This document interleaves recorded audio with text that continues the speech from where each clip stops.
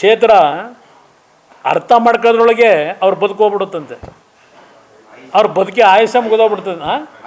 ಪಾಪ ಈ ಕ್ಷೇತ್ರ ಅರ್ಥ ಮಾಡ್ಕೊಳ್ಳೋದಲ್ಲೇ ಅವ್ರ ಆಯುಷ್ ಮುಗಿದೋಗ್ಬಿಡ್ತದಂತೆ. ಪಾಪ ನನ್ನ ಸ್ನೇಹಿತ ಹೇಳಿದ್ದಾನೆ, ಎಷ್ಟರ ಮಟ್ಟಿಗೆ ಪಾಪ ಜನಸೇವೆ ಮಾಡೋರು ನೋಡಿದ್ದೀನಿ. ದಿನ ಬೆಳಗ್ಗೆ ಎದ್ದು ಪೊಲೀಸ್ನ ಹಿಡ್ಕೊಂಡು ಅವ್ರ ವಿರುದ್ಧ ಇರೋ ಕಾರ್ಯಕರ್ತರನ್ನ ಯಾವ ರೀತಿ ದಿನ ಕೇಸ್ ಹಾಕಿಸ್ಬೇಕು.